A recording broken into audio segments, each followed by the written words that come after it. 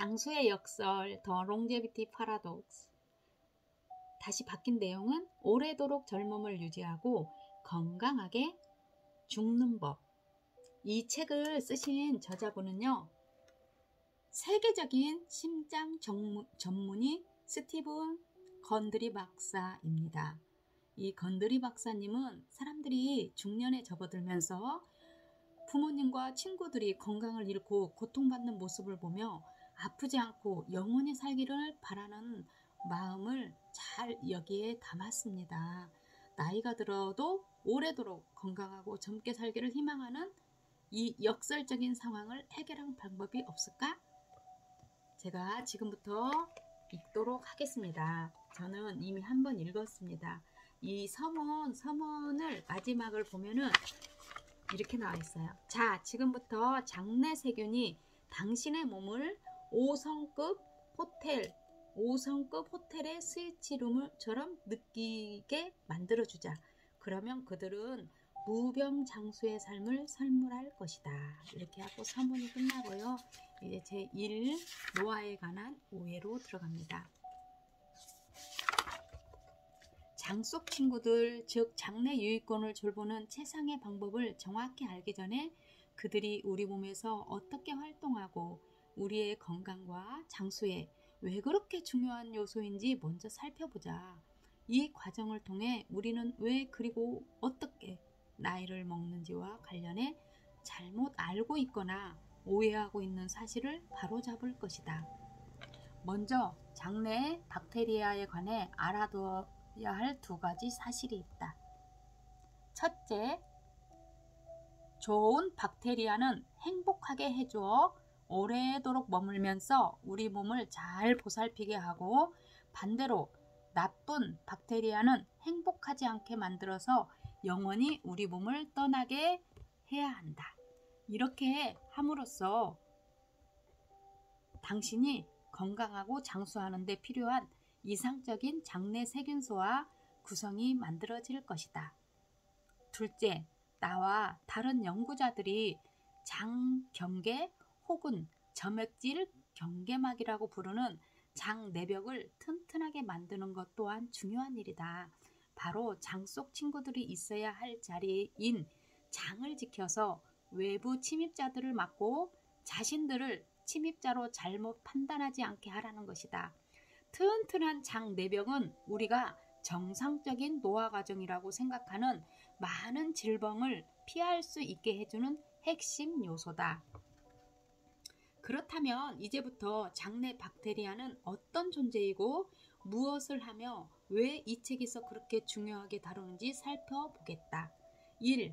고대 유전자가 당신의 운명을 지배한다. 나는 늘 내가 우리 아버지처럼 늙어갈 것이라고 생각했다. 아버지는 나이가 들수록 체중이 늘었고 심장병 외에도 흔히 노화 현상으로 알려진 관절장애와 운동 능력 저하, 근육 감소 등의 문제로 힘들어했다. 나 또한 나이가 들면서 비슷한 증상이 나타났다. 나는 오랫동안 비만으로 고생했고 아버지처럼 거의 매일 편두통을 앓았다. 관절염도 심해서 조깅을 하려면 무릎 보호대를 착용해야 했다. 그래도 일주일에 거의 50km를 달렸고 매일 1시간씩 헬스클럽에서 운동했으며 몸에 좋다고 알려진 음식을 먹었다. 건강과 관련해 모든 면에서 옳은 방법, 아니 옳다고 생각한 방법을 실천했다. 따라서 내가 건강이 나빠지고 노화가 빨리 온 것은 확실히 유전 때문이라고 생각했다. 아버지의 DNA를 물려받았으니 아버지처럼 뚱뚱해지고 아픈 것은 운명이라고 생각했다. 단도직입적으로 말해서 그것은 전혀 사실이 아니다. 다행히 나는 아버지와 내가 죽기 전에 그 사실을 알아냈다. 물론 나는 아버지와 어떤 면에서 닮은 점이 있다. 특히 아버지가 겪었던 건강상의 문제 중 많은 부분을 나도 겪었다. 하지만 그것은 아버지의 DNA를 물려받았기 때문이 아니라 아버지와 비슷한 생활 습관을 지니고 비슷한 환경에서 살았기 때문이라는 사실을 알게 되었다. 비슷한 생활 습관과 환경은 우리 몸속과 피부, 심지어 우리를 둘러싼 먼지에 존재하는 수많은 미생물인 우리의 몸을 놀랍도록 유사하게 만든다. 그리고 아버지와 내가 빨리 노화했던 것은 우리의 인간 유전자 때문이 아니라 바로 홀로바이옴과 그 유전자 때문이었다. 믿기 어려울 수 있지만 최근 연구가 그 사실을 입증한다. 2018년 네이처에 소개된 통계 분석에 따르면 홀로바이옴의 일부인 우리의 장내 미생물균 유전체가 여러 가지 요인으로 형성되고 숙주의 유전적 특징은 그렇다. 우리는 장 속 친구들을 위한 숙주일 뿐이다. 건강과 수명을 결정하는 데 상대적으로 미미한 역할을 한다는 사실이 밝혀졌다. 자, 앞 문장을 다시 읽어보자. 인간의 유전자는 인간의 운명과 거의 관련이 없다. 나는 이제 새로운 환자를 만나 그 사람과 그 사람의 가족에 대한 이야기를 들을 때면 그들의 습관과 생활 방식에 귀 기울인다. 사실 유전적으로 관련이 없지만 같은 집에서 생활하는 사람들은 장내 미생물균 유전체가 놀랍도록 유사하다. 네이처에 소개된 이 분석 자료에서 더 주목할 점이 있다. 개인의 장내 박테리아 구성은 혈당 수치와 비만을 포함해 그 사람의 건강 문제를 잘 예측한다. 즉 생물학적 부모보다 룸메이트나 배우자와 건강 상태가 비슷할 가능성이 훨씬 크다는 뜻이다. 운명이나 우연 때문이 아니라 장내 세균이 비슷한 것 때문이다. 장내 세균은 단지 몇 가지 건강상의 문제에만 영향을 주는 것이 아니라 피부, 호르몬, 세포의 에너지 수준에 이르기까지 건강과 수명에 관련된 모든 부분에 직접적인 영향을 준다. 그리고 우리가 얼마나 건강하게 오래 살지를 결정하는데 매우 중요한 역할을 한다. 중국 연구소는 최근 연구에서 3세부터 100세 이상의 건강한 중국인 1000명 이상을 대상으로 장내 박테리아를 추출해서 분석했다. 그들은 100세 이상 장수한 사람들의 장수 비결과 관련된 중요한 지표가 건강한 장이라는 사실을 알아냈다. 100세 이상인 참가자들은 자신들보다 최대 70년 어린 사람들과 장내 유익균이 놀라울 정도로 유사했다. 즉 실제 나이는 100세지만 미생물군 유전체의 나이가 30대인 것이다. 우와. 한편 2017년에 이루어진 한 획기적인 연구를 통해 105세에서 109세의 건강한 노인들에게 특히 많이 보이는 하지만 일반적으로 나이가 들면 현저히 감소하는 특정 박테리아 유형이 정확히 노미노쿠르카시의 라크노스피레세의 박테로이세데스 군에 속한다는 사실이 밝혀졌다. 이 박테리아군은 건강에 도움을 주지만 나이가 들수록 대부분 사람에게서 점차 줄어든다. 하지만 105세 이상 장수한 사람들은 이런 장내 세균을 잘 보유하고 있어서 젊음을 유지한다. 장내 유익균이 우리의 건강과 수명을 결정하는 데 핵심적인 역할을 한다는 사실을 아직 믿기 어려운가? 그렇다면 다음 사례를 살펴보자. 비만 쥐의 배설물을 다른 쥐에게 먹이로 준 연구가 있었다. 결과가 어땠을까? 놀랍게도 마른 쥐들이 비만이 되었다. 반대의 경우도 같은 결과가 나왔다. 마른 쥐의 똥을 먹는 뚱뚱한 쥐들도 점점 날씬해졌다. 인간도 비슷한 사례가 있을까? 1930년대에 심한 우울증을 앓는 환자들에게 설사약을 먹여 장을 비우게 한 다음 우울증이 없는 사람들의 대변을 관장으로 삽입했더니 환자들의 심리 상태가 눈에 띄게 좋아졌다. 내가 1970년대에 조지아 의과대학에서 의대생으로 있을 때 당시 뛰어난 효과로 주목을 받던 광범위 항생제를 복용한 많은 환자 클로스트리dium 디피실리군에 감염되어 장염이 심각하게 유행했던 일이 있다. 우리는 그 일이 우연히 일어나지 않았다는 것을 이제 잘 안다.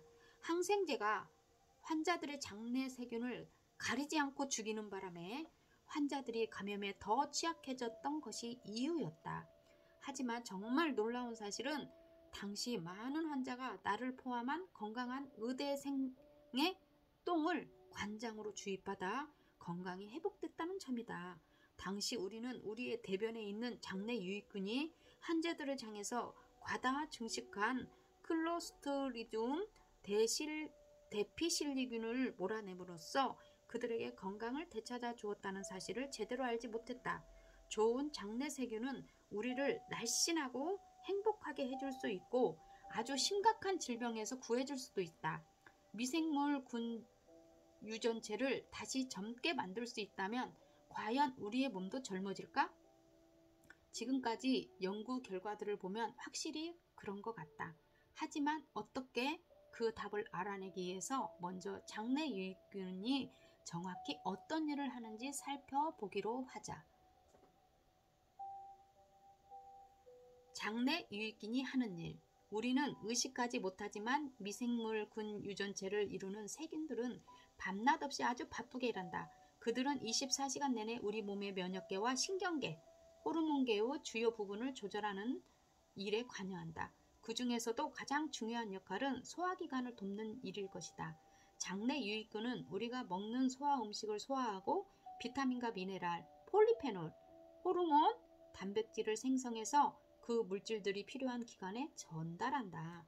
우리는 그동안 미생물 유전체가 비타민과 호르몬을 생성하는 것은 고사하고 소화작용에 얼마나 중요한 역할을 하는지 전혀 알지 못했다.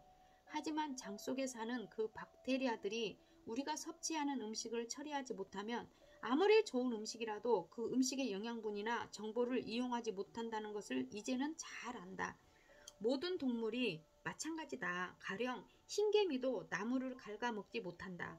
흰개미의 작디 작은 장 속에 사는 세균들이 실제로 나무를 소화해서 흡수 가능한 물질로 만드는 일을 한다. 그 세균들이 없으면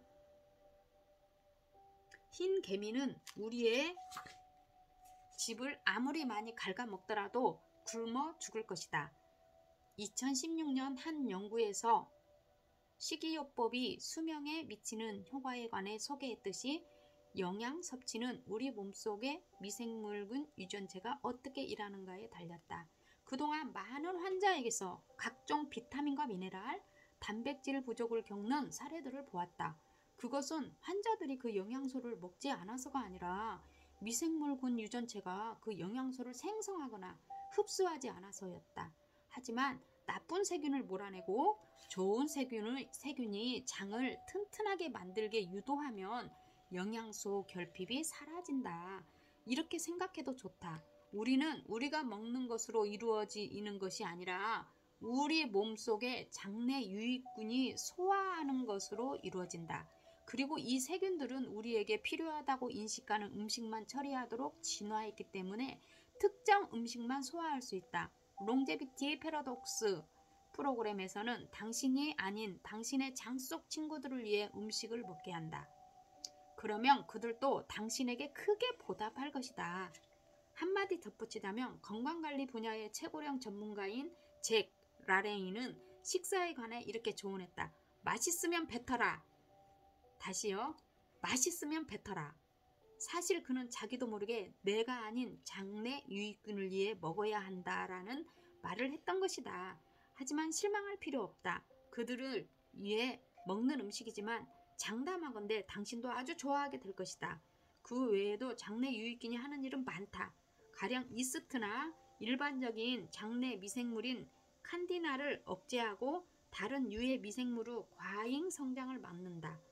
또한 장 입구를 관리하는 문지기로서 유익한 혹은 적어도 해롭지 않은 음식과 물질을 통과시키고 해가 되지 않는 것들은 출입을 막도록 면역체계를 교육하는 일도 맡고 있다. 면역체계를 교육하는 일도 맡고 있다.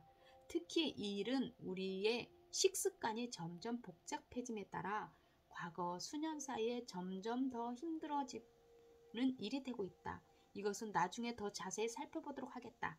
장내 유익균은 여러 중요한 호르몬의 전구체를 생성하고 장 상태에 대해 나머지 인체 세포와 정보를 교류한다.